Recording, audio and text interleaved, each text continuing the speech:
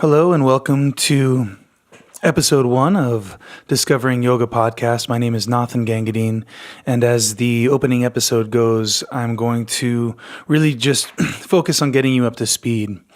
I playfully named the title of this one, It's Not About Stretching, because that is the idea and the image that people get right away when they think about yoga. They think about yoga mats. They think about yoga classes where everybody's got their mat rolled out, same direction, a teacher walking around the room, people sweating and grunting and moaning and doing postures and warrior poses and maybe even some breathing techniques or mantras.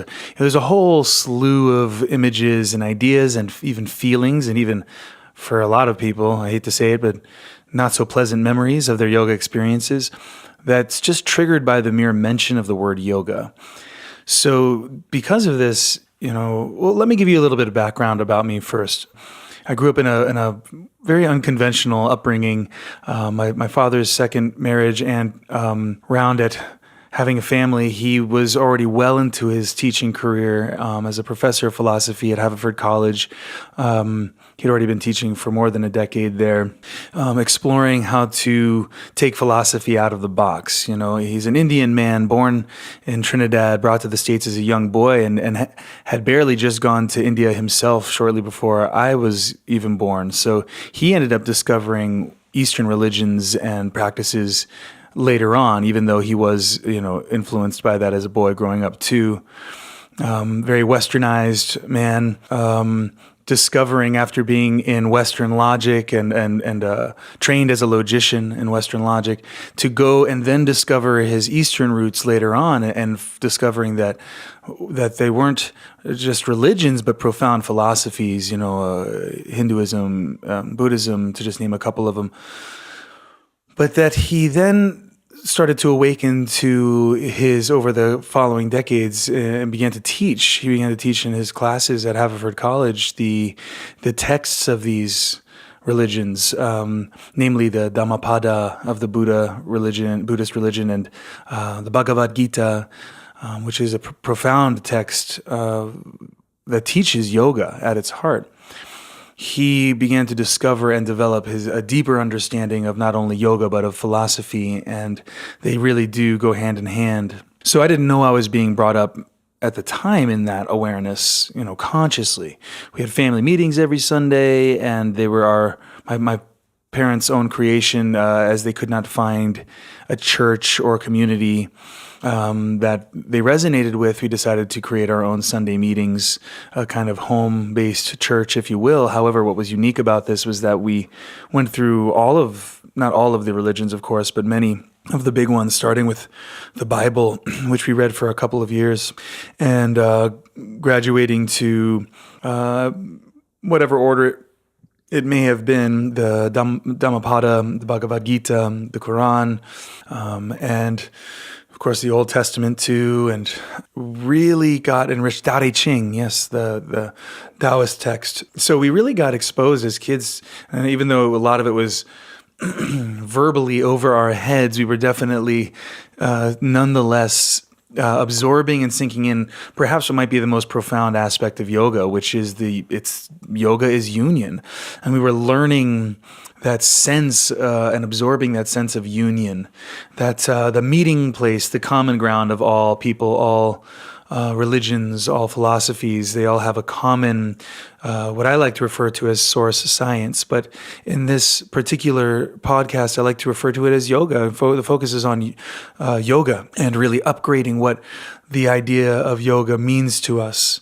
And in contrast to what I was mentioning at the beginning, which really focuses on what people think of at large when they think of yoga, yoga really is so much more universal and so much more accessible to anybody and everybody.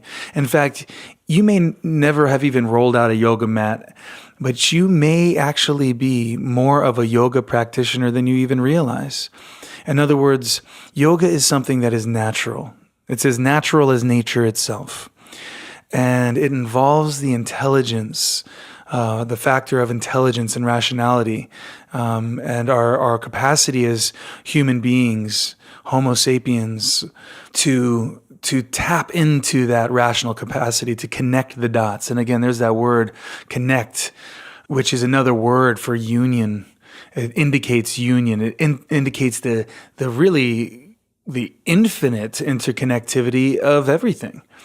So the idea that yoga seeks to heal us from, and it's more than an idea, it's more of like a deep, almost like a code of the way we think, which has the effect of objectifying and compartmentalizing and separating everything that we think about, talk about, see, and experience in the entire spectrum of our lives. And in every arena of our lives, whether it be personal, relational, in terms of our community, or the situation on a planetary scale, and of course in time and in space and in all categories. Okay, yoga is infinitely pertinent to all of these because why? Because again, what has happened to all categories and all aspects of our life is they've become fragmented. We don't realize that we've become fragmented, compartmentalized. Our mind, if you can imagine it kind of like a hard drive, and it shouldn't be like a hard drive, but it indeed is like that. And think about how information gets stored on a hard drive and in sections and compartments and files and folders, and everything is file cataloged. Well, think of we almost learned a mode of seeing, interpreting, recording, expressing, learning, communicating, all of these things with this common compartmentalizing code, the dividing way of just kind of basic idea of it is everything has its own identity, its own compartment, it's its own thing. Those fit into their common categories, but the categories themselves are compartmentalized. So let's say categories like time, space, color, sound, texture, just to name a few obvious ones. And what fits into certain, you can't put 7 in the category of color, and you can't put blue in the category of number, and on and on and on. And think about, we may not be aware of all these categories, but yet we know when something makes sense. So if I say something like, the rain is not happy today, that it's like, wait, rain is a thing. It's water falling from the sky. It doesn't have emotions. You can't do that. You may not understand that you're working with connecting dots and constantly and persistently and consistently filtering what makes sense and what doesn't. That's so when somebody says something that doesn't make sense, how do we know so quickly? Well, there's a deep code operating in our consciousness. Okay. Now imagine that this is going on in every arena of life. Let's come back to yoga. Yoga, as we know it, is addressing the body, the way that it's been introduced into Western society, and the way that we think about yoga as an exercise, a Hindu-based exercise with these hard to pronounce names like Padangustasana or Pranayama, or these names that sound strange to our westernized ears perhaps. We hear them and we go, okay, that's Indian. It's an Indian thing. It's from India. It's a Hindu thing, and it's about stretching and being pretzel-y with your body and getting flexible and all of that. And usually it comes in the context with, oh, I love yoga, or yoga wasn't really for me. I want to address both of you. But usually people fall into one or the other. Of course, there's people in between. But I come across a lot of people who are like, oh, you teach yoga? Wow, that's cool. Man, I can't even touch my toes. I hear that kind of thing a lot, as though it's just assumed that that's what it's about. It's just about stretching. It's about getting flexible. Oh, I don't do yoga, man. I don't want to go to a class. It'd be embarrassing because, I can't touch my toes or whatever. And this has always deeply irked me. Now, mind you, I came into yoga at the kind of yoga that we're aware of at age 18, almost 19, when I went to my yoga teacher's training. Right off the bat, I basically went to one yoga retreat down in Costa Rica, and then a couple months later, I'm off to San Francisco getting my certification with my brother. And just learning the lingo and learning the poses and learning how to do them and what they're named and how to sequence them and the ins and outs and contraindications and on and on and on. Your typical 200-hour yoga training that gives you the basics of what you need to know to go out there and start teaching classes. Now, I sensed right from the beginning that when I started teaching that it was that I was meant to be a teacher. It was right from the start, I knew that I wanted to start teaching, and I wanted to start breaking the rules because I saw the limitations in the way it was being taught. And I was experientially discovering in my yoga practice how to overcome this addiction to compartmentalizing. Like, for example, if we're going from one pose to the next, I somehow intuitively knew that we could not separate them from one another, but we had to find a smooth, if you will, continuous pathway from one moment to the next, from one breath to the next. So this is what I mean about having sort of an innate understanding of yoga, even though I didn't realize what I was doing philosophically, yet it was just more of an intuitive guidance, almost like an internal guidance that would sort of tell me somehow that I don't think the way they're teaching this makes sense. It doesn't make sense that if you're trying to touch your toes and it feels painful and you're pushing against that pain to try to get to your toes, just to get to your toes, that doesn't really make sense.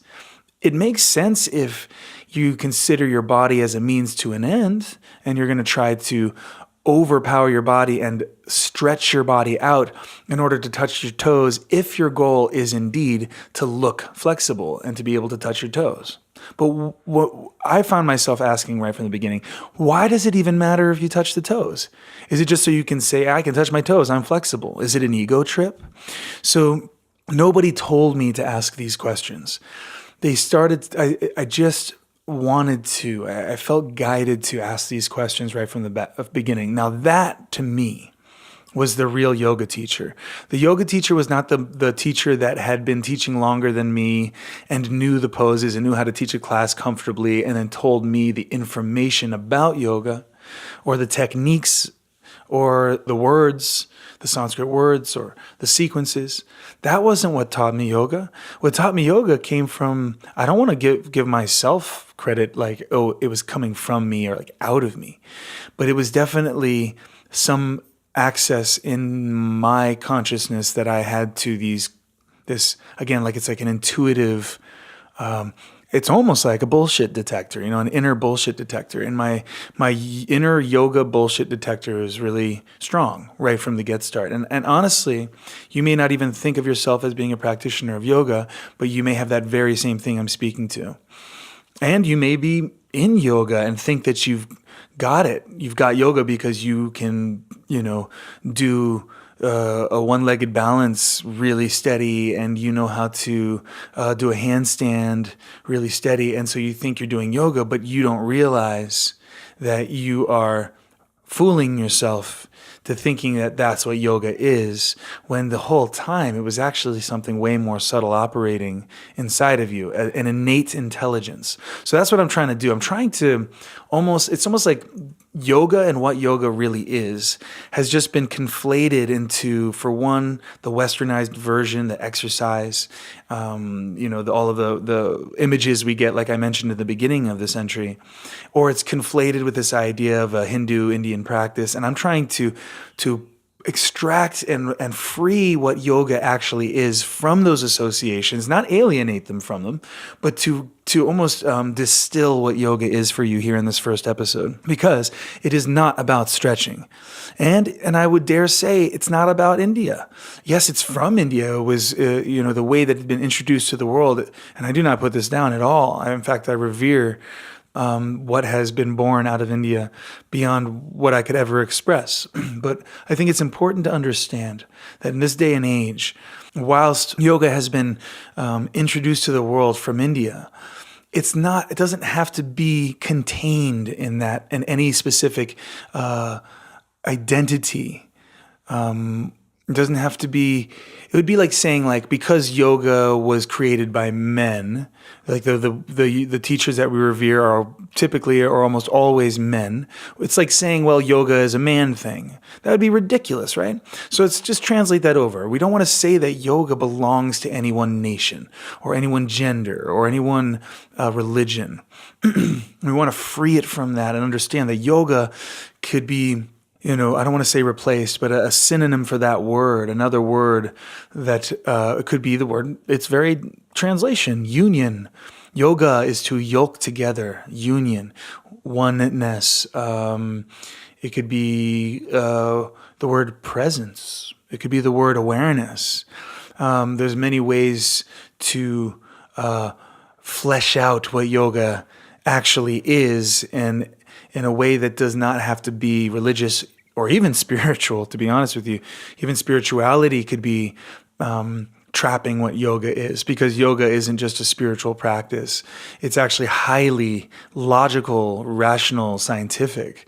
And when I use the word science, as you may have discovered in my other sharings, videos, and podcasts, like the Portals of Presence podcast, I often share that science to me is not the way that we think of science. Much like yoga, the word yoga has been turned into this exercise thing. The word science has been turned into this imagery of technology, machines, labs, charts, graphs, tests, medicine.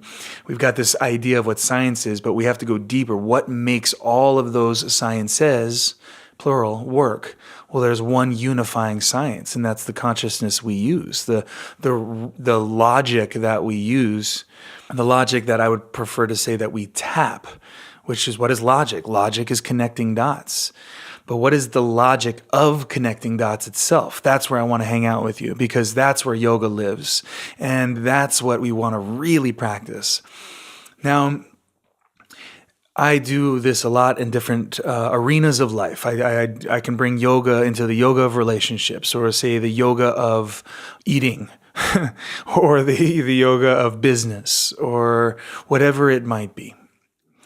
But I do want to focus this podcast. I really do want to, focus a lot on the yoga that we're familiar with and upgrade it, okay? Because with the yoga that we're familiar with, without what I'm trying to introduce now, which is yoga itself, the pure essence of yoga, which is this innate and deeply natural intelligence within all of us, it becomes, again, another mechanical practice that you can get skilled at. And mind you, you can get skilled at a technique or a practice or a movement or a posture. But that doesn't mean that you're doing yoga. And I know that sounds almost scandalous for me to say that, but it's the truth. Because yoga, anything we do, without bringing the real yoga into it, becomes by default an objectified practice. Now, you may not know what I mean exactly by that word objectified, but it's a super empowering word to understand. A lot of the ways we've heard that word being used is, don't objectify me. And when a person feels objectified, what's that? I feel like you're using me. I feel like I'm a means to an end for you.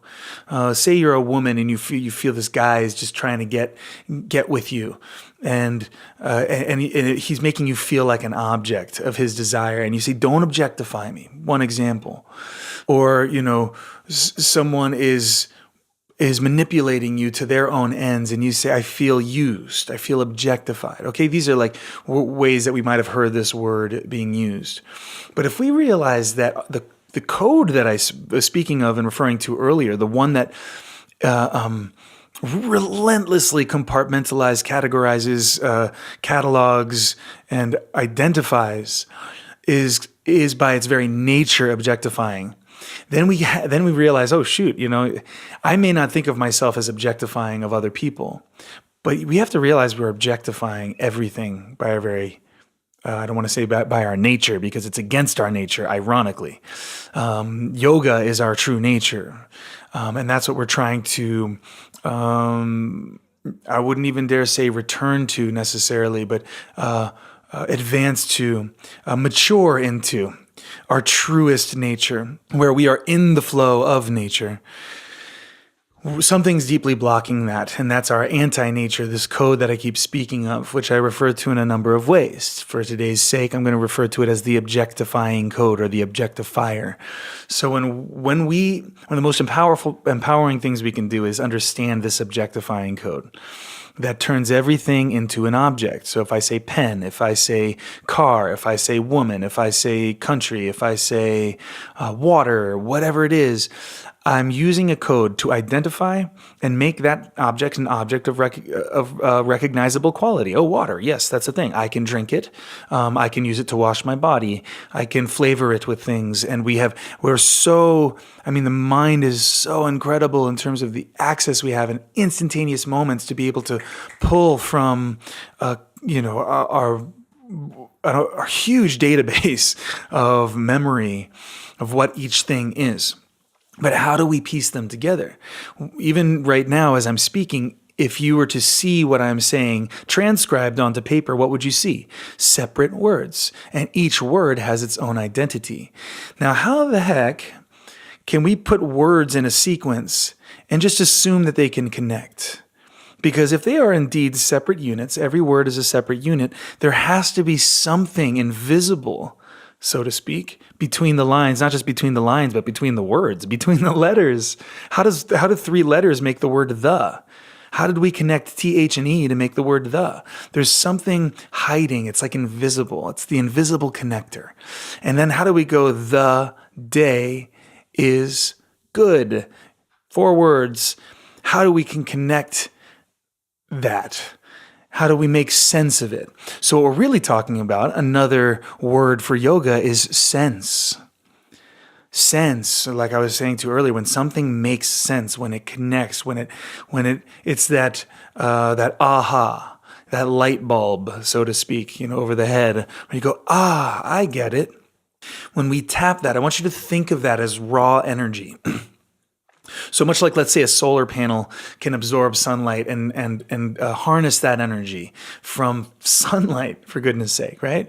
Or a plant, for that matter. Let's just take it right into the natural realm. A plant is literally like out of the water and the dirt and the sunlight, creating its own body, growing itself. It's like taking it out of thin air, almost, right? If we think of the mind as a kind of energy converter, when you have that feeling, that makes sense, right? It's happening all day long. We just don't say Yahoo anymore. But like if a baby is just learning how to speak, and she said, "That's yellow, mommy," and he's pointing to something that's yellow. What do? We go, yes, yeah, wow, you got it. And the baby smiles and everyone's happy because why? We're celebrating this baby's first moment of making sense, connecting dots and getting the aha, right? Tapping that. It's an ostensibly infinite resource sense. Think of it just like electricity or, let's just say electricity. We want to tap that electricity. We want to tap it and harness it and transform it, right? Energy. Well, the consciousness is energy. The sense is energy. And and that's why we see it as that light bulb above the head. Aha! Eureka. We're tapping something very real and very, very deep. But here's the thing. We tap it in bits and pieces, compartments, sentences, mind bites, and even quotes and little wisdom sayings and snippets and nuggets, and everything is.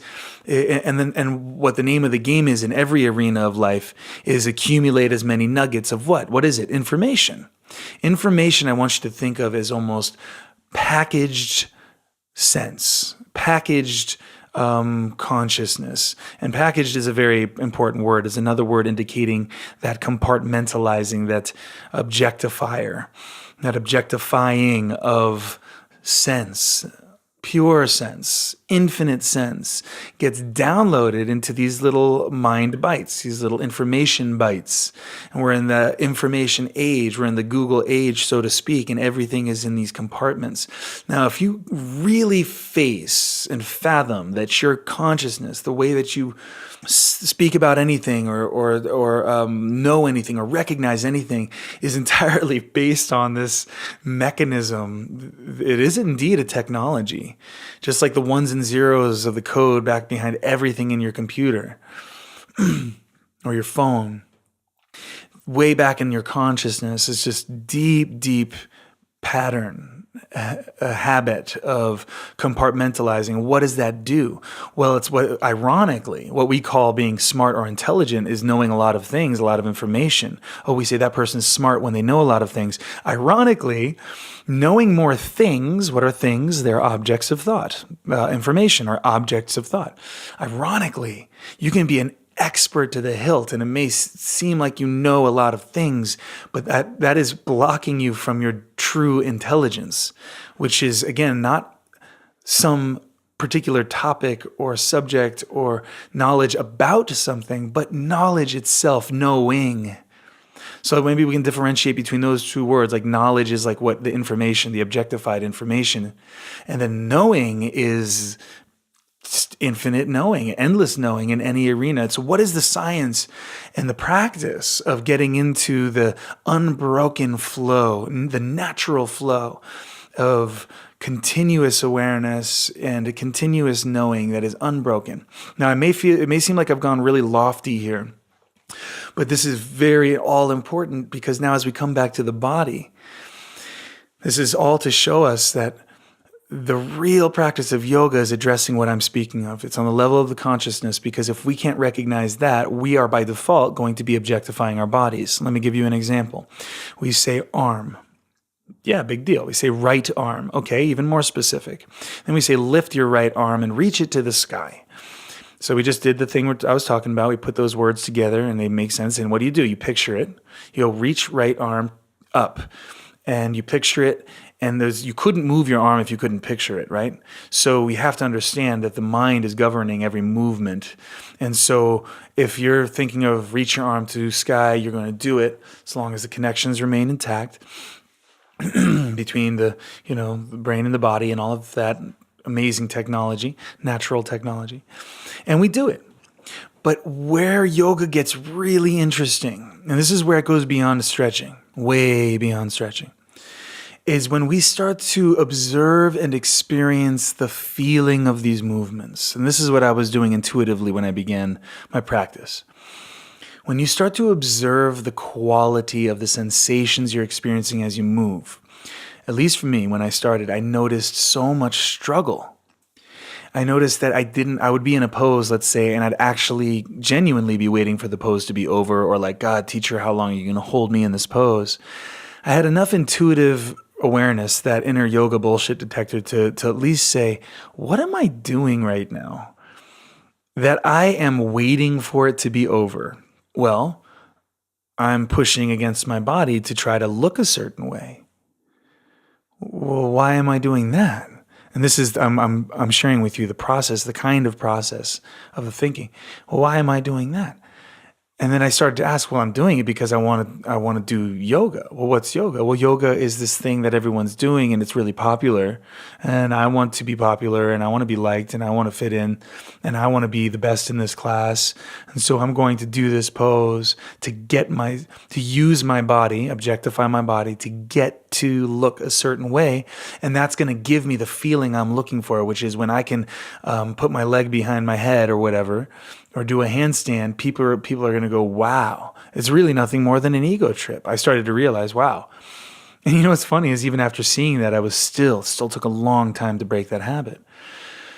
That questioner that I was just vocalizing, the one that starts to go, wait a second, why am I doing this really? And you be brave enough to kind of face it and go, am I ego tripping right now? Like, let's be honest with myself, Then you can do this entirely internal. Am I ego tripping right now? Well, let's find out. Why do I really want to do this pose? Well, I want to do this pose because it's going to get me flexible. And then that feeling of flexibility is going to make me feel better about myself because now I can touch my toes. Well, that's nothing more than, again, another objectified piece of information that I can tack onto myself and my identity to make me feel more assured. Well, isn't it more interesting to go, why am I so not assured that I need to use my body to attain a certain status, to make myself feel better about myself? Doesn't that sound juicier? So that awareness that was even able to ask that question, that's the yoga intelligence.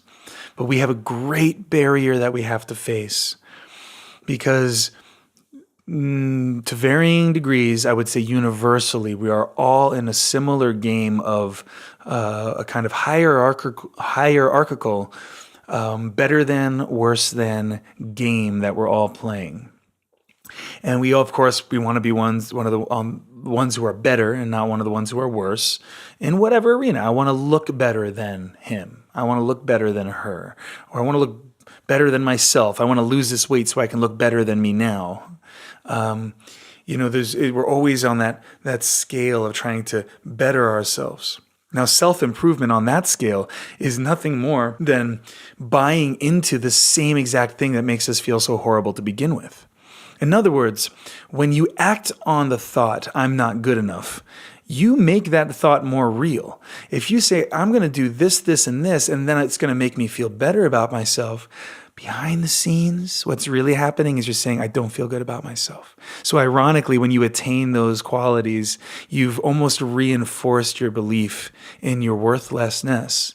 Real yoga would ask us to do not necessarily, I wouldn't say the opposite, but to opt out of that practice, to see it for what it is and go, So that's when I started to not push on my body anymore. When I started to realize it, the sense that made was so powerful that it overruled any desire I had to, feed my ego, which was really just my insecurities, to make myself feel better about myself. That's a strong pull that I'm sure a lot of you listening to this may recognize in yourself. If you're brave enough to face it, you'll notice that there's a lot of actions that we make and take and things that we say and do and things that are driven. If you can really witness yourself, you might find that there's so much of it is coming from a deep insecurity, a sense of worthlessness. And so many of our actions are trying to fill that. Well, yoga, as we know it, is another version of that. It's become another mechanized modality that objectifies the body and the self in order to get from A to B. And A is where you are, where you don't like, and B is where you want to be better than I am now, or be the most flexible person, or get the girls to like you, or the guys to like you, or get the yoga butt, or whatever your incentive might be. And then your own body becomes a means to an end. And that is not yoga. So that's why I say things that are so bold as to claim that most of what people are referring to as yoga is actually the opposite of yoga. It's not because I've got some desire to one-up the community at large. It's because I want to upgrade the community at large, because I've done the homework. I've seen it. I've faced it in myself. I faced the sophist in myself. And the sophist is somebody who sounds true, but is really just in it for themselves. They're in it for their end results and their means. So it doesn't matter if it's true or good or virtuous. It's a matter of, is this going to get me what I want? That's a sophist. A sophist sounds true. All you need to do is sound true or sound confident. That is not where I'm coming from. I've faced the sophist in myself again and again and again. That's why now I'm turning around and I'm wanting to invite others to feel safe to do so in themselves, because that's where the real yoga practice is. When you can start to point out in yourself, not in a judgmental way. To have good judgment doesn't mean to be judgmental. But to begin to see. Now, what's going to empower us to do that? Well, that's what I was trying to explain with the objectifier. When we say right arm, reach up, we don't realize we're using a very mechanical way of thinking. So just for example, if you say arm, the second you say arm, you may not realize it, but you've drawn a line right about your shoulder. That line separates what is your arm, your right arm, and what is not your right arm, your torso. Everything from, say, like your right shoulder inward is not your arm, and from the right shoulder outward is your arm. Okay, but if that line is there and you don't realize it, you're going to be moving your arm according to that model of the body that you're perceiving. And that is going to feel unnatural and it's going to be unsustainable. So for example, I will actually invite people to imagine that their arm starts in their heart. And there's many ways you can do this, but these are ways that I've sort of just stumbled upon over the years as I've been attempting to break those separators, to erase those lines. I say, imagine your right arm starts at your heart. So don't reach your arm, reach your heart through your arm and send it up to the sky, and like a fountain or a geyser. And I try to give some imagery, some inspirational imagery, so that they can tap a more authentic reach, a more natural feeling in that movement. And this is, again, just one example. Now, what empowered me to say that was to recognize and see the lines that are being drawn that we don't know we're drawing. Okay, that's the objectifier at work. So when I say arm, if I'm not explicitly calling out the fact that your arm doesn't start at your shoulder. Your arm is rooted deep in your heart. Reach from your heart. And even to say rooted in the heart is still not fully getting there. Because honestly, if we were to take this to the hilt, there is no beginning to your arm. There is no linear starting point to your arm. Unless we put it there, like we say, oh, your arm starts at your humerus bone where it meets the shoulder, And we could say that, but that's still us imposing our idea of the body, which is this piecemeal body that was put together. But if we just look at it, at no point in time was any body put together on an assembly line, and save for perhaps AI intelligence. But I'm talking about natural organic beings through all of the entire history of life on planet Earth were never pieced together at the union of the sperm and the egg, which are not two separate pieces. Again, that's another mistake that we make, because if they were really, they wouldn't be able to fuse. They fuse, and from that point, there is nothing but natural outward emergence of what we may refer to later as arms, legs, limbs, fingers, toes, head. We may have labels and signs, and that in itself may not be that bad. It's okay. I use the word arm, foot, leg, all that. But it's if we automatically buy into the arm as a separate unit, you can literally not experience anything other than that unless you can free your mind from that.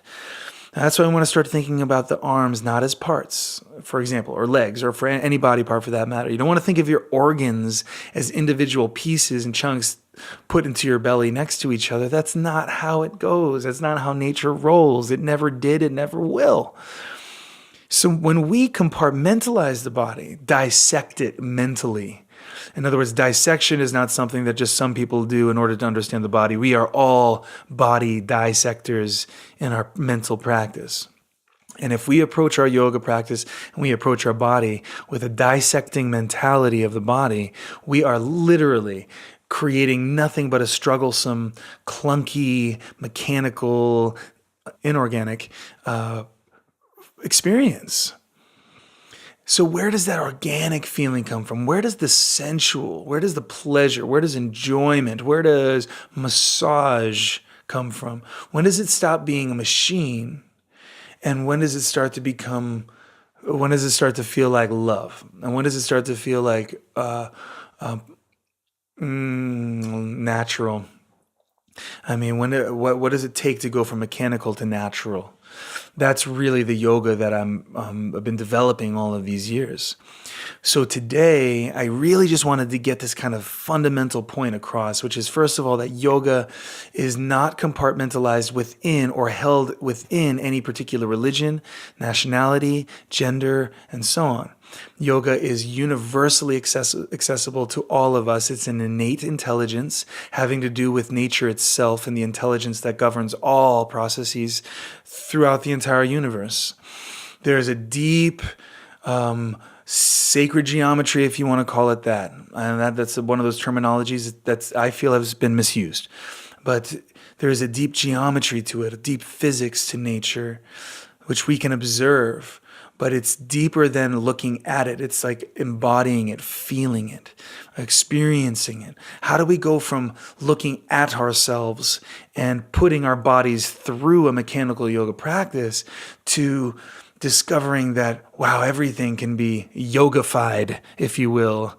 In other words, naturalized, made more natural, brought into that flow, that natural flow that everything is. Remember that the miles, the inches, feet, and miles, the seconds, minutes, hours, days, months, years, weeks, they weren't there. We put them there. We put the grid down. And I want you to imagine what it would feel like to remove the grids, lift the grid off time, lift the grid off your body, begin to experience, and that's really what the flow is. The flow is the capacity, and that's what yoga is. It's the capacity to stay in a zone mentally, in your mind, in your consciousness, and therefore physically, and as you move through the world, where there isn't so much divisiveness, compartmentalizing, clunky, stop, go, red light, green light, day, night, inhale, exhale, everything that we label by its nature, the way we're used to labeling has separated, divided, and compartmentalized everything that flows. And I just mentioned breath, for example, wonderful example. The fact of the matter is the breath doesn't have an official starting point or an end point. But if we just say inhale, if we say take a breath, what do? We start with an inhale. So we go, it's the second that the air starts, the moment the air starts coming in is what we call the beginning of the breath. And the end of the inhale is when the air stops coming in. The beginning of the exhale is when it starts to flow out. And the end of the exhale is when there's no more air left to leave. But if we were to really look at it, there is no actual line. There is no hard, fast line. It's not like inhale, clunk, exhale, clunk, inhale. That clunk is the word I'm using to depict the kind of invisible lines that we draw. So inhale and exhale is actually what we call breath. Yoga breath, which is to say real breath, the actual breath, doesn't start or end. There's no moment of the breath that gets the limelight. The whole breath, every bit. So even that still point where the exhale is neither exhale nor inhale, it's still not a line. It's not a hard, fast line. But we would put that line there unconsciously and automatically unless we call it out. So much of yoga is calling out the lines, see the dividers. Yoga is not about stretching. Stretching is another way of strengthening the lines that we draw. I need to get my fingertips to my toe tips, and the separation we see there, and then there's a gap between the two, that line, that divide, that chasm. I got to close that chasm. My body is in the way, so now the body becomes something in the way of my agenda, my ego agenda, to get flexible, to look good, whatever it might be, to puff up our egos. And then there's lines all over the place. And the body, which didn't come from that mentality at all, our bodies came from nature. The body is going to reject that deeply. Now, a yogi can, with a lowercase y, let's say, is somebody who has learned how to override their body's natural intelligence. They've actually learned how to override their yoga intelligence in order to attain their ego yoga status. Okay, that's what a lot of people refer to as a yogi. A lot of times, that's what they've accomplished. I can override what my body is saying in order to attain the goals that I want. So the body almost becomes almost put down as a lesser thing that I can overcome, mind over matter kind of mentality. So it's in other words, my ego agenda wins over what my natural body is telling me. Well, something in me told me long ago, that's not okay. That does not make sense. That I would have to override what my body is saying in order to get what I think is the most important thing here. So that's really exciting because it means that you can free yourself from that struggle. And the moment you stop caring about flexibility and stretching, it becomes much more about feeling. And then as soon as it becomes about feeling, there's no right feeling or wrong feeling. It's just feeling itself, feeling whatever is. And that's when you start to dissolve the lines. That's when you start to heal the wound, so to speak, the chasm between the mind and the body. That's the ultimate wound. And that is a product, again, of when I say mind, that means mind. When I say body, that means body. Not the same thing. They're separate. The chasm between the mind and the body has plagued humanity for time immemorial. And if we are not addressing that and why that is the case, which is, again, that addiction to compartmentalizing, containing, objectifying, and if we don't recognize that that's happening and why, we will, by default, continue to strengthen those chasms, keep them in place. And you can get flexible, you can get strong, and you can get a real sexy body, all whilst objectifying yourself and becoming even more alienated from your own body. Now, tell me that that's healthy. Obviously, it's not. And if it works for your ego for a little bit, it makes you feel good about yourself because of the status games we play in our society, well, recognize that. Yeah, it's making you feel good, but that's just like a tank of gas. It'll get you down the road for a little while, but then at some point you're going to have to fill up with another tank of gas. And so once one pose, I was like, yeah, all right, I can touch my toes. And what's the next, the next thing I have to get to feed that beast, that insecure beast in all of us that's trying to better ourselves in that way, when the ultimate way to better ourselves is to opt out of that whole practice. So I teach yoga in a way that helps you it doesn't avoid the body, and it's the opposite. And it doesn't avoid posture either, but it's about the way we go about it. That is all about protecting the sensitivity of the body. So yeah, we're going to go reaching in the direction of our toes, but we are going to love what we find. And if what we find says, hey, back off a little bit, we're going to honor that. If what we find says, oh, that feels good, more, we're going to honor that. But what we're doing is listening and almost revering the profound intelligence and background that is contained within our body and our genetics and our, if you think about the unfathomable periods of time from the first bacteria on the earth, let's say, to now that we're connected to, and to think about the what was learned on a cellular level from that on how to be here in this environment, in this way. And we should almost all be going to our bodies with a deep sense of reverence. And I hesitate using the word reverence because it's often used in a religious connotation. You must revere God. And I'm not using it in that religious connotation, but I'm saying reverence in terms of, there is something to being humble and bowing to what is greater than our understanding. And our bodies, even though we can dissect them to the hilt and label them to the hilt and observe countless processes within the body and connect some dots, and it's really amazing that we're capable of doing that. The body itself came to be in an intelligence that's far beyond the one we're using to observe it or dissect it. So at some point or another, and perhaps this for a lot of us is one of the biggest barriers we have to cross, because humans have a deep sense of wanting to conquer nature, overcome nature. In other words, we're phobic of nature. Even our own human nature, that our own bodies, we're phobic about it. Think about how we handle sex. Think about how we handle, nakedness or peeing and pooping and, bodily processes and all of this stuff. Think about how we can be about that. Not everybody, but think about how many of us, how much of a program that is. It's all many, many indications that show and prove my point, which is that we are phobic of nature. Because the intelligence is so profound. And I even observed this the other day watching a brilliant program that I just love to put on called Moving Art. It's on Netflix. And I just love watching it because there's this one where they have these flowers. It's all about flowers. I think it's like season 1, episode 2 or 3 or something. And it's all flowers growing in time lapse. And you watch these flowers and the tendrils that grow out and wiggle and turn. And there was almost a part of me that was like, ooh, kind of like how you can be about insects or bugs. It was just like in fast motion. They almost seemed like too creaturey. And I'm thinking to myself, I was noticing this reaction in myself and laughing because I'm going, how is it that something so beautiful? I mean, it's amazing. could be like, oh, wow, that's really intense, And I actually had, and it wasn't like a disgust or anything, but I noticed it almost was like too much. And I thought, what am I afraid of here? What is being triggered? And it's like, it's the aliveness of it.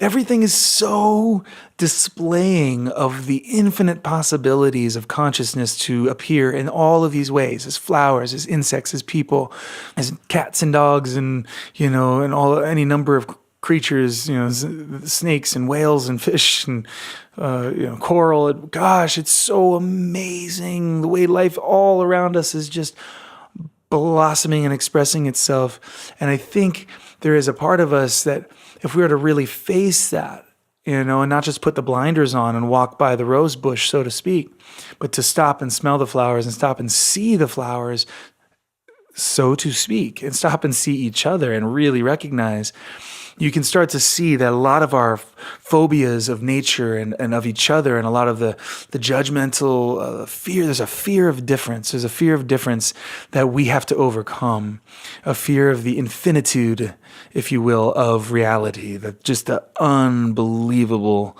array of diversity. We're afraid of that diversity in a deep way. Now, maybe to varying degrees. So you could say, like, I'm not a racist, for example, but you might in the next moment stomp on a spider because it just gives you the willies. So are you a speciesist? So we got to look at this. We got to understand that you can have varying degrees of the disease, but it's still the same disease. What is that disease? It's that disease of compartmentalizing, separating, dividing, creating those chasms that by its very nature alienate us from real love and real intelligence and real joy and real flow. So there's a lot of people talking about go with the flow and be here now and all of these slogans. And again, they're nothing more than nuggets, mind bites, wisdom bites, information bites. But if we are to cross truly into yoga in every arena of life, we have to get the science of that interconnectivity. And we have to see the main perpetrator that blocks us from experiencing that. If we cannot call that out, the anti-yoga code, then we will by default always be a slave to it. And you can get flexible and you can do fancy poses and you can trick yourself into thinking that you're doing it when you're not. And I want to save you from discovering that later and to see it now. Whether you've been practicing for years or you're just now coming into yoga and you want to check it out, both need to get this fundamental principle of what yoga actually is and how liberating it is to realize it, because as you start to put this into practice, you'll begin to see more and more, oh my God, how much I was struggling, how much I was resisting, how much I was fighting the flow, and I didn't even realize it. That's exciting, and that's yoga, and that's what I want to teach you in this and share with you as I continuously learn and discover, because it's not an end. There's no end result. It's an ever deepening yogification, an ever deepening of the capacity of tapping the infinite reservoir of sense and intelligence that we all have, and I'm inviting you on that journey with me with this first episode. Playfully and maybe perhaps a little tongue-in-cheek, called It's Not About Stretching. And I hope that this has kind of at least piqued your interest to continue to join me. I'm going to cover many different aspects. Now, I have another podcast that doesn't have to be focused on body and yoga on the mat quite so much. This one, I want to focus more in that realm, the physical, the body, and how yoga can spill off the mat and into the rest of our days and that sort of thing. But the Portals of Presence podcast is really, the word yoga may not even come up, but you'll know that I'm talking yoga fully, not talking about yoga. I left the word about out on purpose. Not talking about yoga, I'm talking from yoga, I'm talking yoga talk. So even if you never hear the word yoga, you'll know that that's what it is if you've heard this particular podcast. So I'm very grateful for this time that we've had to do this, and I'm hoping to have you join me again. There shall be many more to come. And signing off, my name is Näthan. Thank you for joining me. See you next time.